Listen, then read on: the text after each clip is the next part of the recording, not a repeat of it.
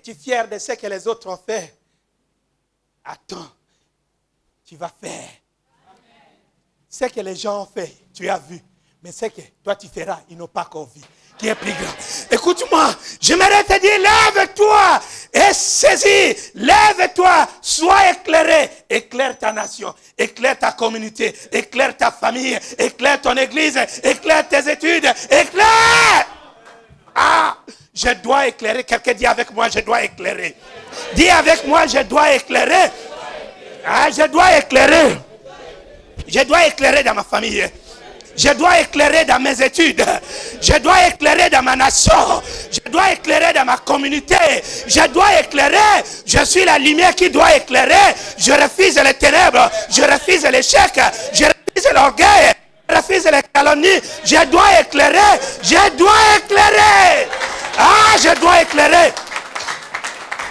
La nation tout entière est environnée de ténèbres, environnée d'escroqueries. Ah oui, nous pouvons avoir tous les noms pasteurs, mais tout pasteur n'est pas connu de Dieu. Nous pouvons avoir tous les noms chrétiens, mais tout chrétien n'est pas connu de Dieu. Moi, je dois éclairer, je dois faire la différence.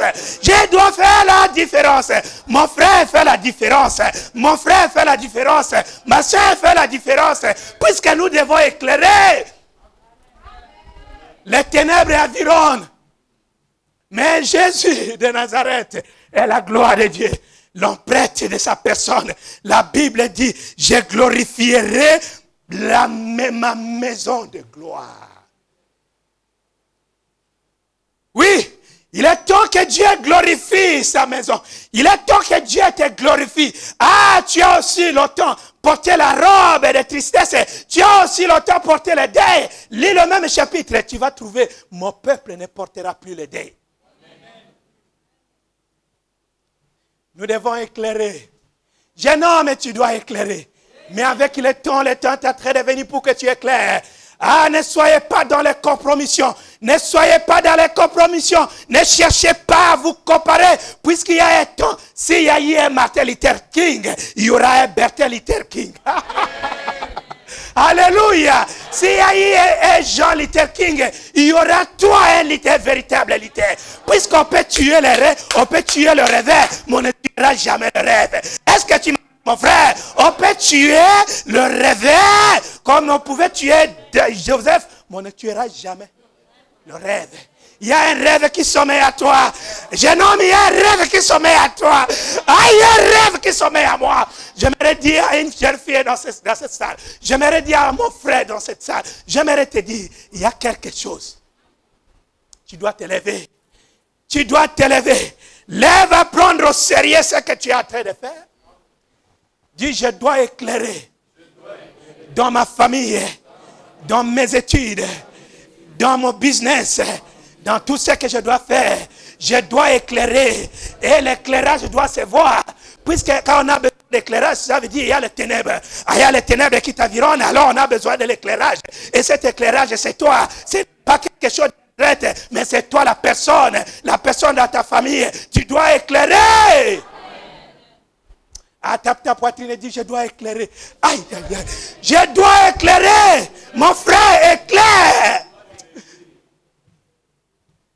Et lorsque vous éclairez, vous n'avez pas besoin que les gens vous approuvent. Ah, non. Mais ils finiront par vous approuver. Ah, ils finiront par dire, non, non, non, non. Dieu est en train de glorifier. Vous savez, juste à la croix, Dieu a commencé à glorifier son fils. Le centenier romain s'est approché. Il a dit, celui-ci est le fils de Dieu. Moi, je dois éclairer. Toi, tu dois éclairer. Tu dois t'élever. Puisque Dieu a pris la décision, il dit, je glorifierai ma maison, la maison de ma gloire. Quel est un si grand Dieu que nous connaissons? Sinon, c'est lui dont je vous parle ce soir. Il élève les rois, il rabaisse les rois. Il y a un temps pour tout. Il y a une saison pour tout. Jeune homme, tu es encore trop jeune. Tu as toutes les facultés. Dieu t'a donné toutes les potentialités. D'ailleurs, tu es éloquent. D'ailleurs, tu es intelligent. Mais j'aimerais vous dire, il y a un temps que tu vas éclairer. Puisque Dieu doit glorifier la maison de sa gloire. Et la Bible nous dit,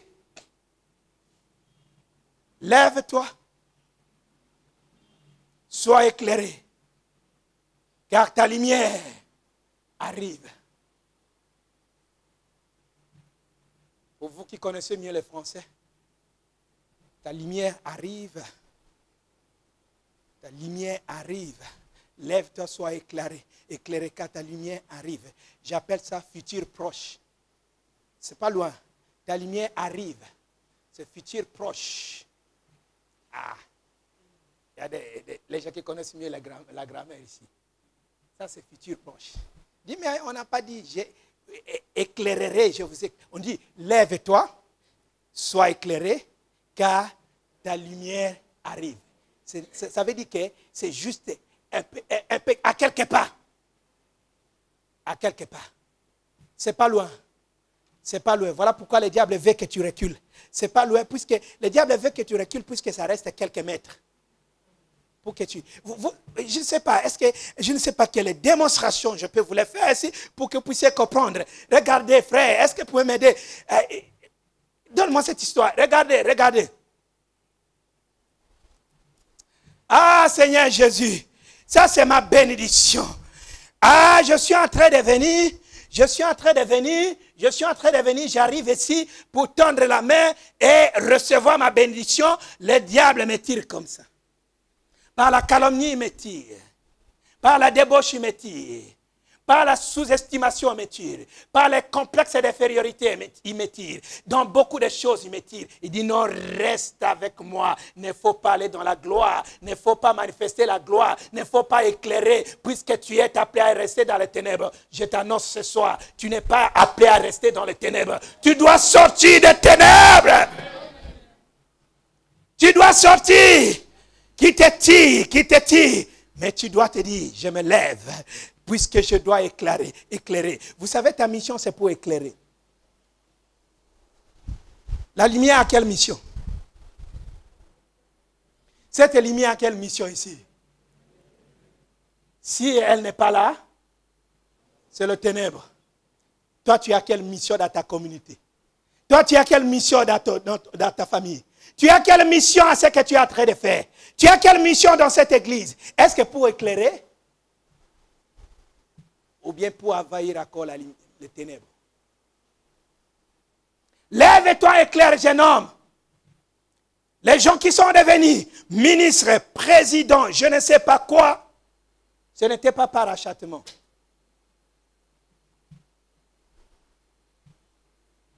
Tu peux l'être aussi. Un jeune homme n'a pas compris. Tu peux l'être aussi. Tu peux l'être. Tu peux l'être. Tu peux l'être. Être même au-dessus. Il y a quelqu'un qui a dit, lorsque vous voyez les gens en train de monter à l'ascenseur, et vous êtes en bas, vous qui êtes dedans, qui est en train de monter au 3e niveau, attends, je te rappelle qu'une autre personne montera encore. Tu vas descendre et une autre personne montera. C'est ton tour que tu montes. C'est ton tour de monter. C'est ton tour de monter. C'est ton tour de monter. Lève-toi. C'est ton tour de monter. Saisis cela. Lève-toi éclairé. Parce que tout le monde dit, ah non, non, je fais ça parce que tout le monde le fait. Toi, tu dis, non, écoute, moi, je suis pour éclairer. Lorsque tout le monde est aveugle, je suis là pour montrer le chemin.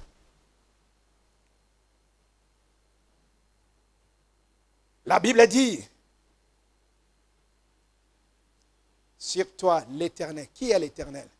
J'essaie de chercher la définition de l'Éternel pour comprendre exactement l'Éternel veut dire quoi. Qu'est-ce que ça veut dire l'Éternel? Ces noms-là, cette substance, qu'est-ce que ça veut dire? Et la Bible dit, l'Éternel, l'Éternel, l'Éternel t'éclairera. L'Éternel t'éclairera. Écoute ce que la Bible dit. Lorsque tu te lèves, l'Éternel va ajouter en toi sa gloire. Écoute ce que la Bible dit. L'Éternel, l'Éternel t'éclairera. L'Éternel s'élève sur toi. L'Éternel s'élève sur toi pour t'apporter la gloire, pour te donner la paix, pour te donner la joie. Mais à tout cela, la Bible nous dit, pour que ces choses arrivent, il faut qu'on se lève d'abord. Est-ce que tu pris la décision de te lever ou tu restes statico? Les staticos, ce sont les chrétiens religieux. des personnes religieuses pour ne pas parler des chrétiens. Puisqu'il n'y a qu'une sorte, il y a qu'une seule personne, il y a une sorte de chrétiens qu'on appelle les chrétiens nés de nouveau. Il n'y a pas de chrétiens charnels ou de chrétiens spirituels, ça n'existe pas. On peut voir des hommes charnels, des hommes spirituels et des hommes naturels. Il n'y a que trois là. Mais les chrétiens restent les chrétiens authentiques. Es-tu chrétien ou pas? Et les chrétiens, ce sont ceux-là qui s'élèvent. Et lorsqu'ils s'élèvent, ils ne reculent pas. Mais il est en train de continuer. Il est en train d'éclairer. Il est en train d'attendre, de marcher de gloire en gloire, comme dit l'apôtre Paul dans 2 Corinthiens, chapitre 3, verset 18. Alors la Bible nous dit, sur toi l'Éternel s'élève. Qu'avait dit l'Éternel s'élève? Et qu'avait dit l'Éternel d'abord? L'Éternel, ça dit celui qui n'a eu les commencements et n'aura jamais de fin. Je suis celui qui suis. Aidios, grec. Je n'osais pas de cela. Sans commencement ni fin. Celui qui est toujours et qui a été et qui sera toujours. Ah, n'est-ce pas, Jean en a parlé dans la révélation de l'Apocalypse. Jean est en train de dire, celui qui est, était, qui est et qui sera. C'est ça l'Éternel. Il prend toutes ses extrémités. Il était, c'est-à-dire dans ton passé, il connaît. Mais il ne te traite pas selon ton passé. Dans ton présent, il connaît. Mais ton présent,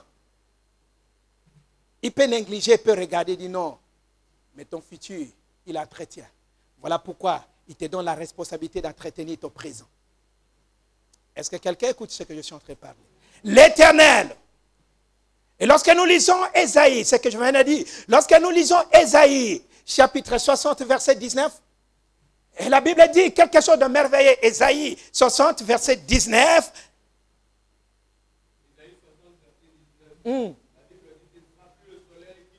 Ce ne sera plus le soleil qui te servira de lumière. Ni la lune qui t'éclairera de sa lumière. Mais l'Éternel sera ta lumière à toujours. Ah, j'aime ça. Aïe, aïe, aïe, aïe, Seigneur. Ah, ce n'est plus le soleil, ce n'est plus la lune.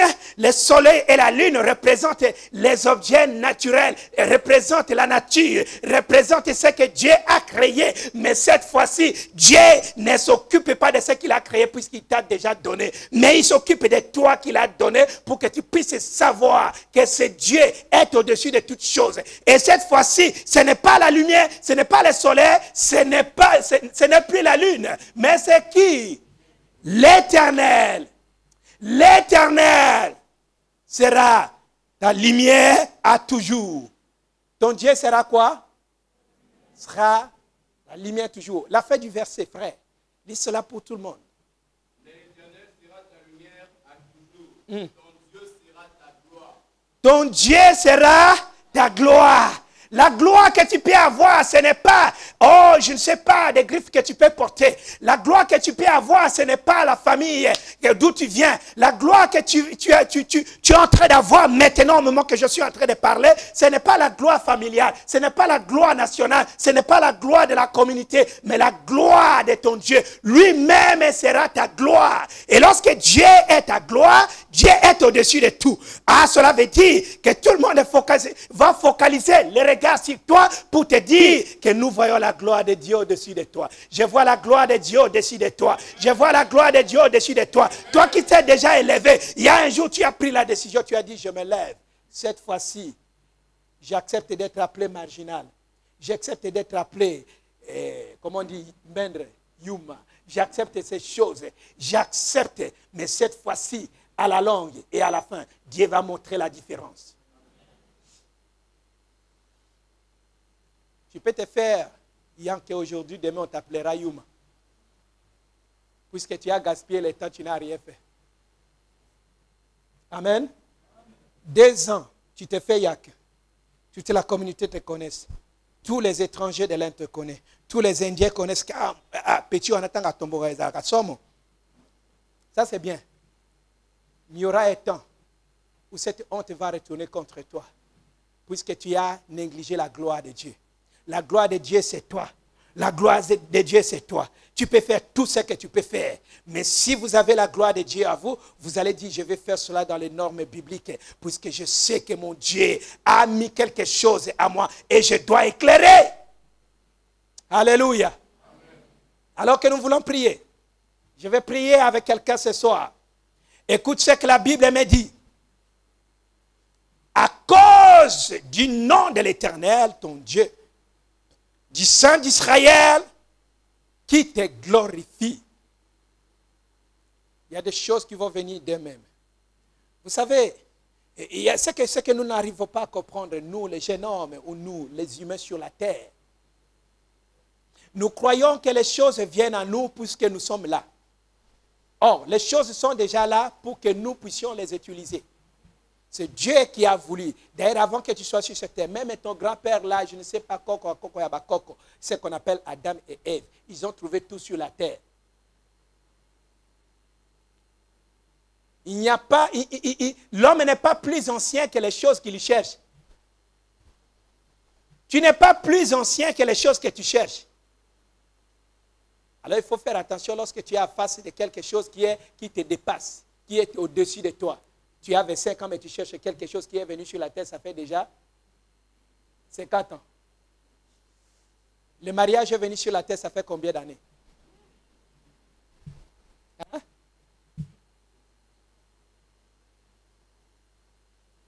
Va doucement. Alors, puisque tu vas voir que ça fait, je suis en train de voir que non, je dois chercher ça. Tu l'as trouvé sur la terre, cela veut dire que ça a été préparé pour toi. Tu n'as pas besoin de commencer à chercher avec ce que le témoignage a pleuré que je vous ai dit la fois dernière.